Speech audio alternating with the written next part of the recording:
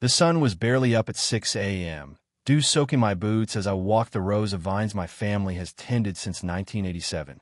Then I heard tires crunching gravel. 3 people in bright yellow security vests, fake badges shining, marched straight into my vineyard like they owned the place. They were measuring trellises, snapping photos, trampling clusters underfoot. The leader, a woman with a sharp blonde bob, clipboard in hand, nails perfect enough to slice bread, stopped right in front of me. "Sir, your property is negatively impacting community aesthetics. That's a $500 daily fine until you comply." I nearly spat my coffee. "Lady, I'm not in your HOA. Never have been." She smirked and handed me a citation that looked official. "Vintner's Ridge HOA now has jurisdiction over all adjacent properties.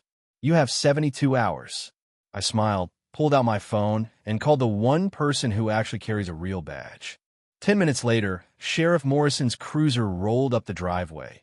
Lights off, but presence unmistakable.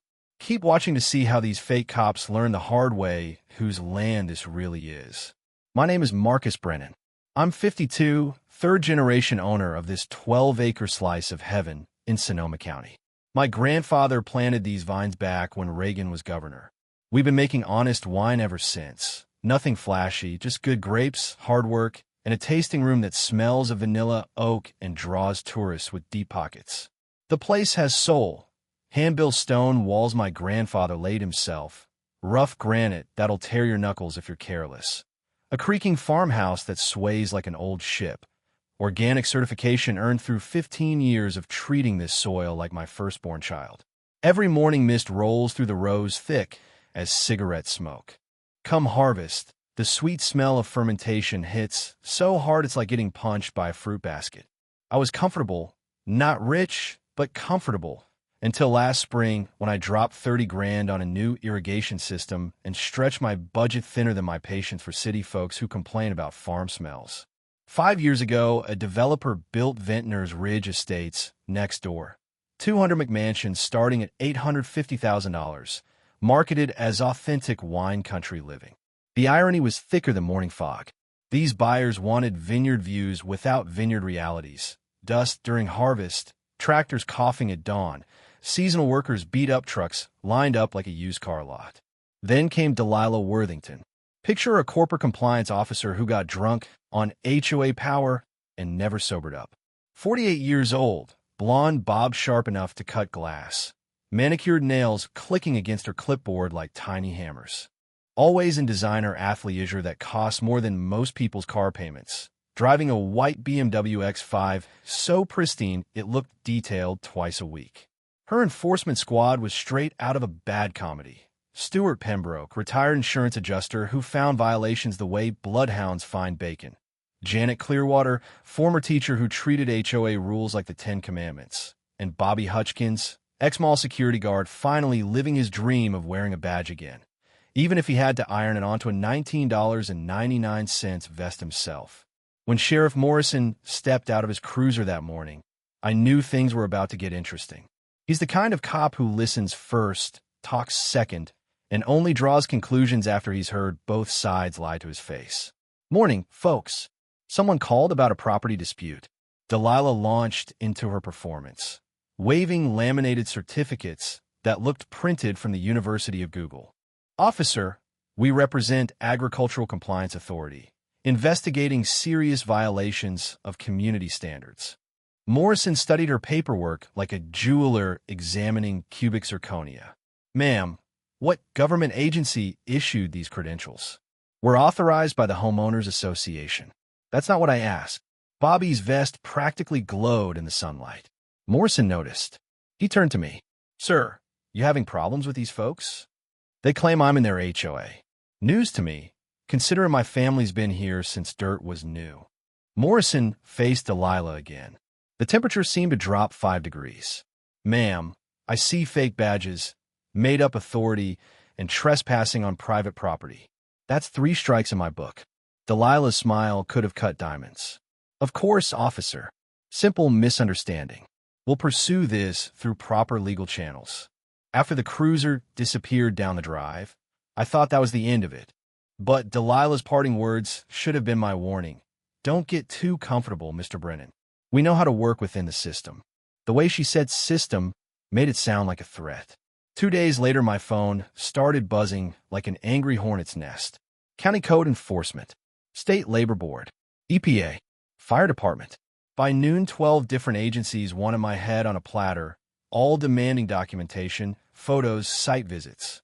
Every complaint used the exact same corporate buzzwords: potential environmental impact, inappropriate land use for residential area, safety concerns for nearby families. Even the same typo, aesthetic spelled aesthetic, every single time. The inspection parade began Monday morning. County Inspector Rodriguez showed up looking like he'd rather be getting a root canal. "Mr. Brennan, level with me. This is the weirdest complaint I've ever seen. Whoever filed it claims you're violating residential zoning codes, and you're zoned agricultural. Have been since Carter was president." I remembered a Farm Bureau newsletter from last year about developers using bureaucratic harassment to force out established farms. California's Right to Farm Act protects operations like mine from exactly this kind of nonsense. If you're farming first, you get legal priority over neighbors who move in later and then complain about the realities of agriculture. Every agency reached the same conclusion: absolutely nothing wrong. The EPA inspector practically wrote love letters about my organic certification. But Rodriguez pulled me aside on his final visit, checking over his shoulder. "Marcus, someone's gunning for you hard. 15 years on this job. Never seen complaints this perfectly coordinated. Same formatting, same buzzwords, same typos." He handed me copies. The paper trail led straight back to the zip code of Ventnor's Ridge. That evening, I started building my own trail, time-stamped photos, audio recordings when legal, copies of every clean report. If Delilah wanted bureaucratic warfare, I'd make sure I had better ammunition. The psychological pressure ramped up. Every morning at 7 sharp, that spotless white BMW cruised past my driveway. Slow enough to notice, not slow enough to call it stalking. Delilah launched a social media blitz on the Ventnor's Ridge Facebook group, posting about agricultural nuisances threatening our property values. The comments rolled in like clockwork, all using identical language. Time to lawyer up.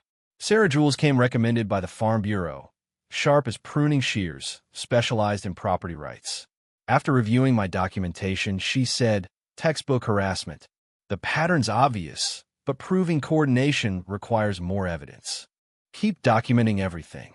3 weeks after the inspections ended, my weekend tasting room sales tanked, from $800 on a good Saturday to barely $300. Then I found the flyers. Glossy cards slipped under windshield wipers in my parking area. Concerned about noise and environmental violations? Learn the truth about Brennan Vineyard's impact on our community. A QR code linked to a site that made my operation sound like Chernobyl with grapevines. Review bombing followed. Dozens of one-star reviews in 48 hours, all singing the same tune about noise, unprofessionalism, environmental disaster. The language was so identical they might as well have been written by one person. But Stuart Pembroke made a fatal mistake. Unlike the anonymous accounts, he used his real name and got specific. Visited last weekend and was disturbed by 6:15 a.m. tractor noise on Tuesday morning. Completely inappropriate for a residential area. I screenshot it immediately. Nobody knows my Tuesday 6:15 a.m. tractor schedule unless they're watching my property like it's appointment television. Then the restaurant started calling. "Marcus, we're getting customer complaints about environmental problems at your vineyard. People are threatening boycotts." Same story at 3 different places. One afternoon at Murphy's Diner, Bobby Hutchkins slumped onto the stool next to me, wrinkled vest, making him look like a discount superhero in crisis. "Marcus, we gotta talk. If this is about my posture, I'm not in the mood for citations." He glanced around, then showed me his phone. Text messages. Payment confirmations, $500 per enforcement visit. Detailed instructions on what violations to document. And the smoking gun, a message from Delilah. "Be creative with your interpretations. Find something actionable." He spilled everything. Delilah was planning to involve federal agencies, EPA, OSHA, claiming my operation threatened public safety. She was ready to manufacture violations if necessary. That weekend, I installed a security system that would make the Pentagon jealous. 6 motion-activated infrared cameras with cloud storage, resolution sharp enough to count nose hairs from 50 yards. Within a week, the cameras delivered gold. Daily footage of Delilah's reconnaissance missions. Her BMW crawling past at exactly 7 a.m., stopping for photo sessions, then speeding away. Better yet, I caught Janet Clearwater trespassing after dark, photographing my equipment storage from inside my property line.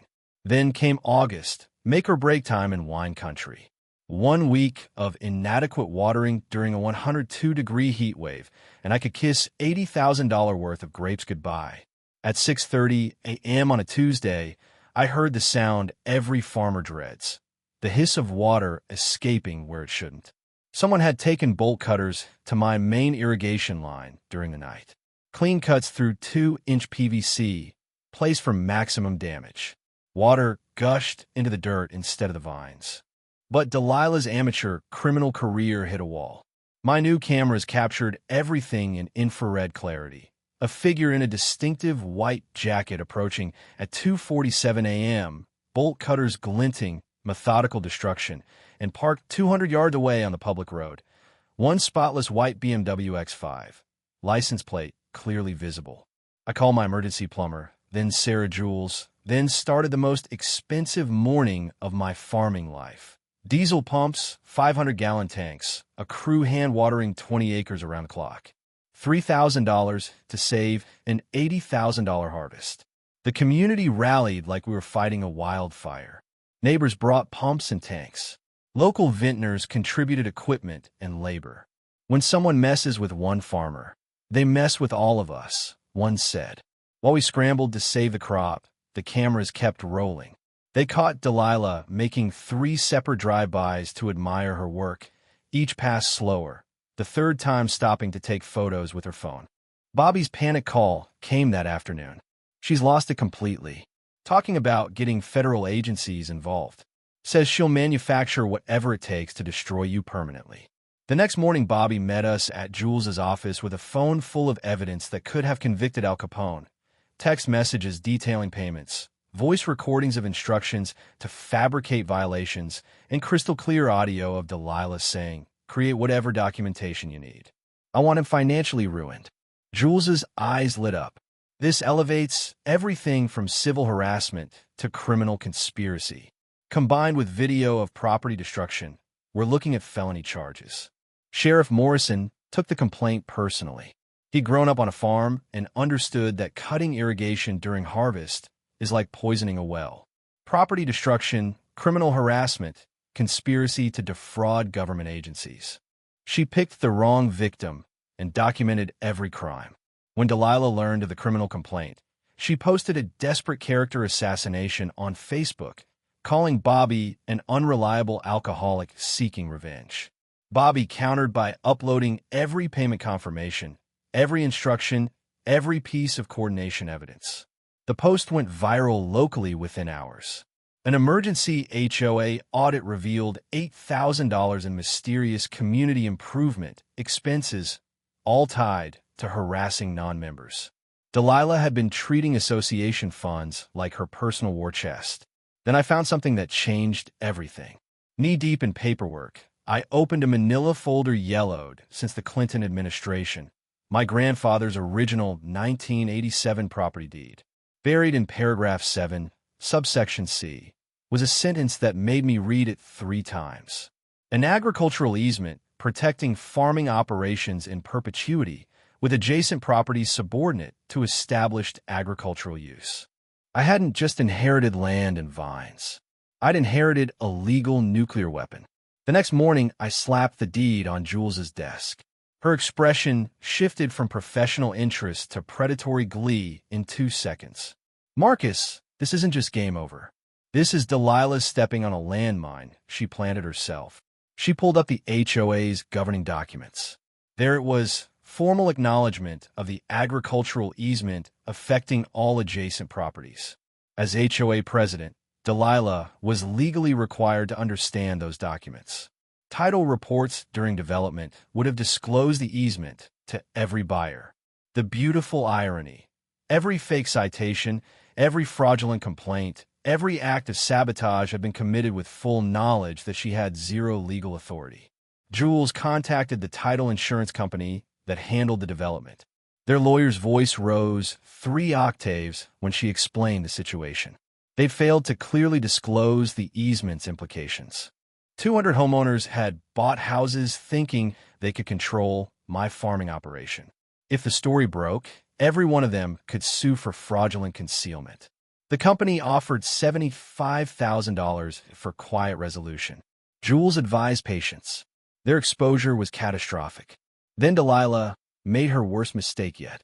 County Inspector Rodriguez called me. "You're not going to believe this." Delilah Worthington walked into my office and offered me $2,000 cash to find violations on your property. Said maybe I hadn't looked hard enough the first time, and financial incentive might help me be more thorough. Rodriguez had reported the attempted bribery immediately and agreed to wear a wire for the follow-up meeting. The recording was devastating. Delilah's voice, clear as church bells. "I don't care what regulations you have to interpret creatively. Find something actionable. There's another 1,000 if you can shut them down permanently." Attempting to bribe a government official while being recorded by law enforcement. Mathematically impossible to make a worse decision. Sheriff Morrison called a few days later. "Marcus, we're arresting Delilah this afternoon. Attempted bribery, criminal harassment, property damage, fraud, conspiracy to corrupt official proceedings. She's graduated from neighborhood nuisance to federal criminal." The perp walk made local news.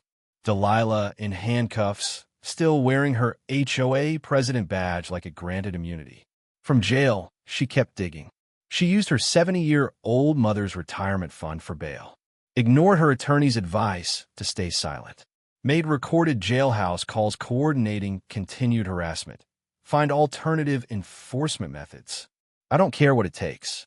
Shut down that vineyard permanently." Then a whistleblower emerged from the title insurance company. An agent who'd sat on explosive documents for 5 years. They had deliberately buried the easement disclosure in dense legal subsection 47, so buyers would never find it. Emails showed executives discussing strategies to minimize agricultural restrictions to avoid scaring off sales. This wasn't negligent disclosure. This was industrial-scale consumer fraud with federal implications. The FBI's white-collar crime unit took interest quickly. Delilah's final act of self-destruction came in a jailhouse interview with the local paper. "I was protecting property values for hardworking families," she declared. Marcus Brennan's operation was threatening the investment security of an entire community. The article ran with photos of cut irrigation lines and fake enforcement officers. Legal experts called her statements prosecutorial Christmas morning wrapped in defendant stupidity. The county board hearing in November packed the room. Farmers, vintners, business owners, angry homeowners, television cameras, live broadcast. I presented the timeline, security footage, financial damages, legal analysis.